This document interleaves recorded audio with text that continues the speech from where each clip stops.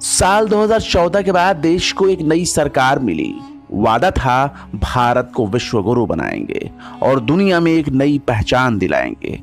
लेकिन भारत विश्व गुरु बनता उससे पहले ही नरेंद्र मोदी की क़यादत में बीजेपी ने प्रचंड बहुमत की सरकार बना ली। लेकिन सरकार में आने के बाद नरेंद्र मोदी के बड़े बड़े फैसलों से भारत विश्व गुरु तो नहीं बना, लेकिन दुनिया की नजरों में हंसी का पात्र जरूर बन गया। पीएम मोदी की विफलताओं को गोदी मीडिया और उनके चाटुकार एंकर दिन रात सफलता बताकर प्रचार प्रसार कर रहे हैं, लेकिन आम जनता बेबस हो चुकी है। कोरोना के दौर में पीएम मोदी ने चुनावी रैलियों का तांता लगा दिया। बड़े बड़े स्टेडियम बन गए, बड़ी बड़ी मूर्तियां बन गई। राम मंदिर की इबारत भी इसी कोरोना काल में लिखी गई। तबलीगी जमात तो कोरोना बम और कोरोना जिहाद का नाम देने वाली गोदी मीडिया फिलहाल कोरोना का हॉटस्पॉट बन चुके कुंभ पर बोलने को तैयार नहीं। उसकी जबान सिल जाती है। बंगाल में बीजेपी की चुनावी रैलियां चलती रहीं, लेकिन पीएम मोदी के माथे पर एक शिकन तक देखने को नहीं मिला। अब जनता पूछ रही है, अस्पताल कहां है, बेड कहां है, ऑक्सीजन, वेंटिलेटर और दवाइयां कहां है? तो मोदी सरकार बगले झांक रही है। ऐसे में पीएम मोदी अपने एक पुराने बयान की वजह से सोशल मीडिया में गुस्साए लोगों के निशाने पर आ गए हैं। दरअसल नरेंद्र मोदी ने साल 2014 में चुनाव के दौरान एक ट्वीट किया था, जो ट्विटर के तहखाने से निकालकर लोग प्रधानमंत्री नरेंद्र मोदी से सवाल पूछ रहे हैं। नरेंद्र मोदी ने 29 अप्रैल 2014 को अपने एक ट्वीट में तब के प्रधानमंत्री डॉक्टर मनमोहन सिंह पर निशाना साधते हुए लिखा था कि भारत को एक मजबूत सरकार की जरूरत है।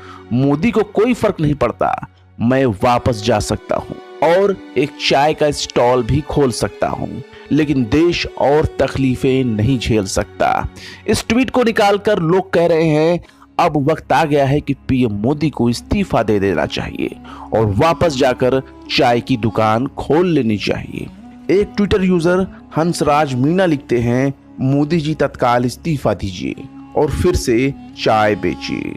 वहीं दूसरी तरफ रवीश कुमार पैरोडी नाम के एक ट्विटर यूजर ने लिखा, मोदी वापस अपनी चाय की दुकान संभालिए जाइए। सुमित धीमान कहते हैं, मोदी जी ने देश को उस ऊंचाई तक पहुंचा दिया जहां ऑक्सीजन लेवल कम हो गया है। मंडालोरियन नाम के ट्विटर यूजर एक पोस्टर शेयर करते हुए लिखते हैं, अच्छे दिन, और पोस्टर में लिखा हुआ है, बुरे दिन वापस दे दो।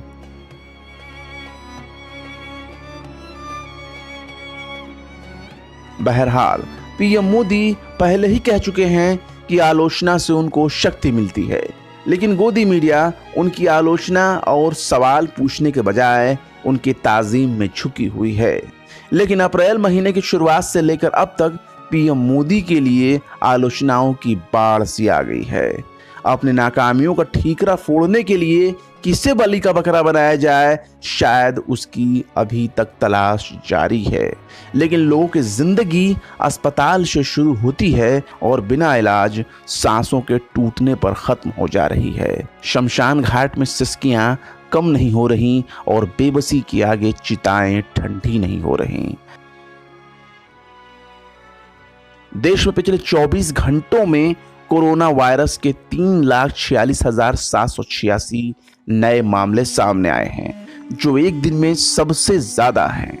वहीं 2,624 लोगों की मौत हुई है, लेकिन ये सब आधिकारिक आंकड़े हैं, जिनका शमशान घाट में जल रहे लाशों से दूर दूर तक कोई वास्ता नहीं।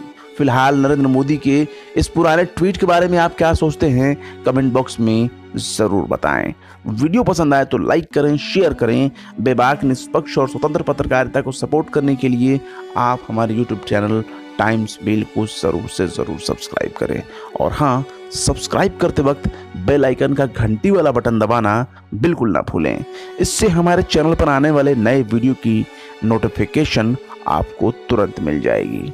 फिर मिलते हैं किसी और वीडियो में एक नई खबर के साथ। जय हिंद।